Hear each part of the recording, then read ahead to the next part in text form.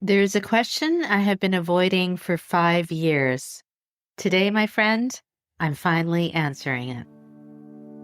Welcome to the Midlife Reinvention Podcast, a podcast helping women in career and life transitions achieve clarity on their next steps so they can transform uncertainty into an energizing next chapter. I'm your host, Kavita, and the founder of It's My Time Now Coaching. If you're wondering what's next in your career or life, you are in the right place.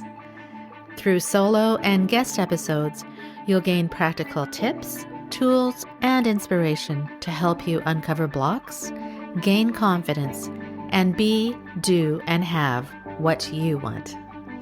I rediscovered myself after the age of 50, and I know you can too. It's my time now to help you do just that. I'm so excited you're here. Let's dive in.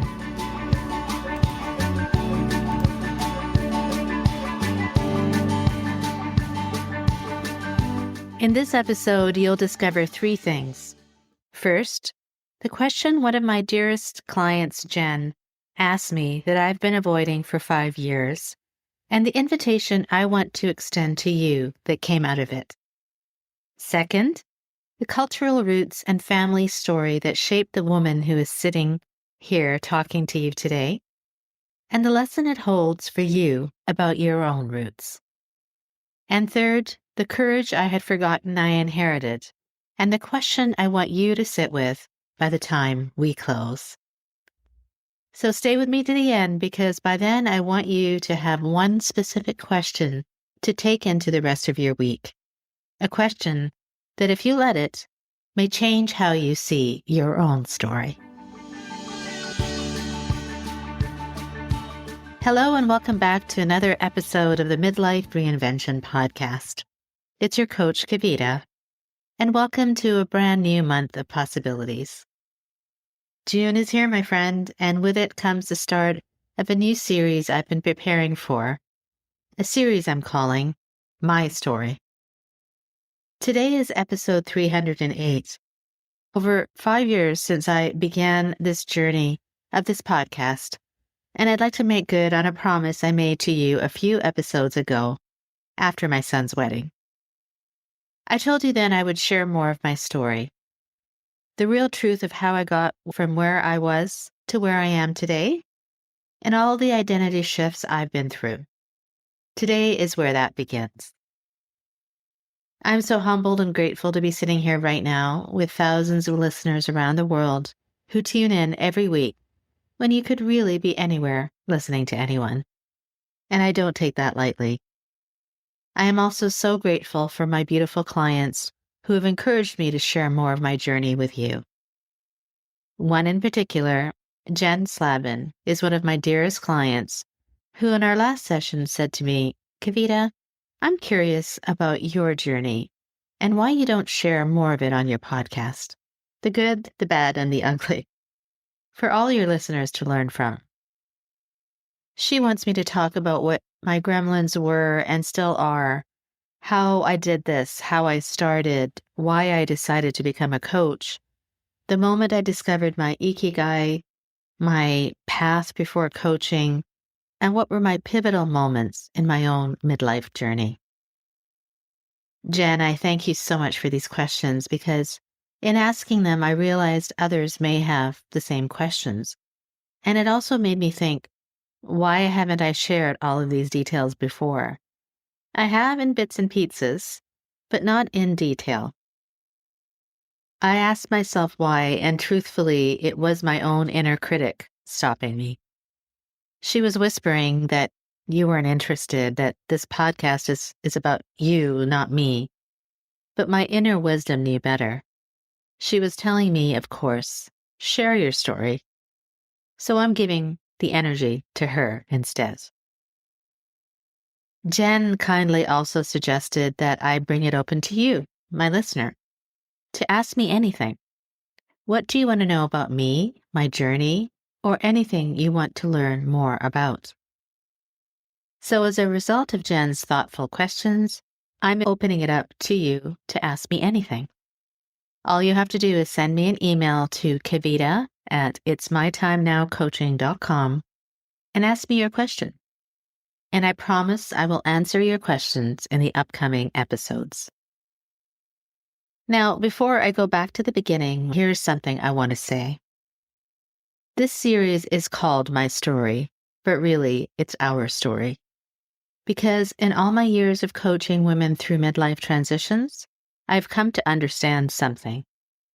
The details of our lives are wildly different.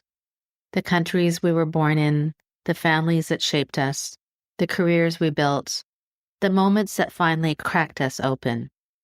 All different, but underneath those details, the themes are remarkably the same. The restlessness that has no name, the success that no longer feels like success, the identity that no longer fits but we don't know how to shed, the dreams we have for ourselves that often have not got realized. So, as I share what I share over the next several weeks, I want you to listen differently. Not for facts about me. Listen for the places where you recognize yourself, where one of my questions becomes one of yours, where a piece of my path lights up a piece of your own, where you find yourself thinking, oh, I felt that too. Because the gift of someone else's story is never the story itself. It is what the story unlocks in you. So, while you're listening to mine, the work is to listen for yours. So let me begin. Many of you may know that in addition to being a podcaster, I'm a career and life transitions coach. And I absolutely love what I do because I get to guide and witness firsthand transformations in people's lives which quite literally alter the trajectory of their lives. It is truly a passion that I think I was born with. Our histories matter, and I'm sharing mine because I want you to think about yours too. What were you like as a child? What events led you to where you are now?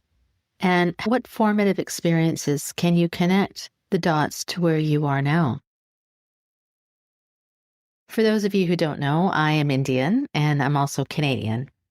I was born in Nairobi, Kenya, and my parents came to Canada when I was just 2 years old in 1968. I often talk about the adventure and entrepreneurial spirit of my grandparents and my parents, and that really didn't dawn on me until I excavated my own entrepreneurial nature. Think of this.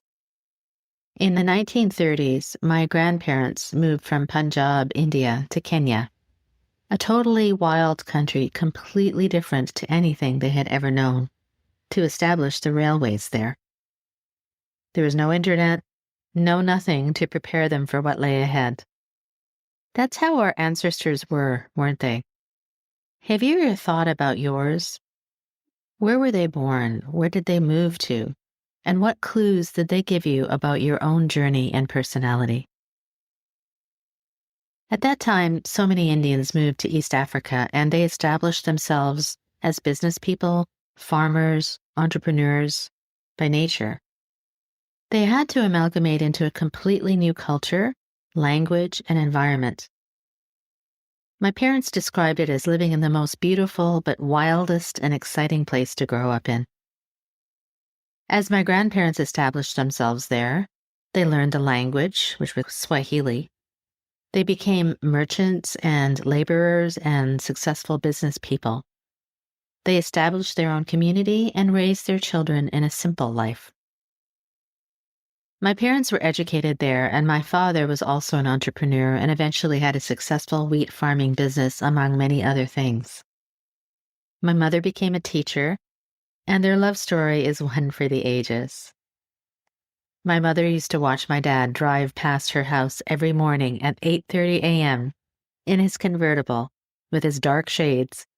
He was an extremely handsome man, and he still is. And she used to dream about marrying him. Again, the dream. She fell in love with him without speaking a word to him. And so it goes. They met, and he equally fell in love with her. And before he was meant to be whisked away to India for arranged marriage, he asked my grandfather for her hand in marriage. Such an innocent and beautiful story. I never get tired of hearing it. Sometimes I wish the simplicity of those times would be here now. So they got married and had a beautiful life in Nairobi and on the farm, raising 3 girls, of which I was the youngest. As history goes, political tensions forced Indians to leave East Africa in the 60s, and they had to relocate. Imagine that, having 3 young daughters, a young couple and family, and having to uproot to another country. Where in the world would they go? The bravery my parents showed by choosing Canada, its harsh winters, hardly anyone around them that looked like them or spoke their language. History repeating itself again. The immigrant story is so rich with contrasts and lessons. Without that bravery and vision for a successful life for their children to guide them, I wouldn't be here speaking with you about this today. Imagine the vision and courage our grandparents and parents must have had to establish a life for their children, going from a place of familiarity and comfort to completely unknown places, with only the belief that it would all work out in the end. Have we lost that same vision and bravery? I sometimes think we have. We get comfortable in where we are, and in any thought of moving beyond that box of comfort gives us anxiety. It's not only in where we live, it's in everything we do. What if our parents had remained in their respective boxes? What then? So they did move, and as young girls growing up in a new country, I was just a baby, so I really knew nothing else. We watched our parents work so hard, struggling to make ends meet, but never in my entire childhood did I ever witness them complain. They slowly developed a community of friends, established themselves in their careers, bought a home, put us through school, and with that same entrepreneurial spirit explored their new surroundings. It reminds me that when we complain about what we don't have, more of that will come to us, versus if we appreciate all that is in front of us, more of that abundance will flow to us. And they did just that. In whatever they did, they made the most of it. I'll never forget, as a child, our parents would take us camping throughout the country in the Rocky Mountains and all throughout Canada and the US, to explore, to learn about new cultures, to meet new people, to appreciate the world around them. Do we build these same type of communities and friendships now? Do we explore the nature and life and places around us? Even going for a walk in the woods, or for that matter, around our neighborhoods? So the next chapter of my own story begins in my teenage years. As a young girl, I was always fascinated by reading because it just took me to places I'd never been allowed to see, and it really allowed me to dream. My husband always says that I'm a dreamer, and that's what he loves about me, and that is truly where it comes from. I would read and I would write amazing stories, and I actually forgot about that passion I had when I was a child until much later. What were you passionate about when you were a child? And do you remember how you felt when you pursued that passion? Can you bring that same passion into what you're doing now? As a daughter of immigrant parents, they had always instilled values in us, and the value of education and marriage and raising children was instilled in us in a very young age. If I'm going to be honest, they never forced this upon us. In fact, my 2 older sisters were encouraged to pursue a shorter college education versus a university degree so that they could get married sooner. But I wanted nothing of that. I had a desire, always had a desire in me to learn more, to be educated, so it would open up doors that I could walk through. I was top of my class in high school and into university, and I was the only one in my family to get not 1, but 2 degrees. And my love of learning has really never left me. And that brings me to another point. Our values. Where do they come from? If we look at our histories, a big part of our value system is ingrained from a very young age.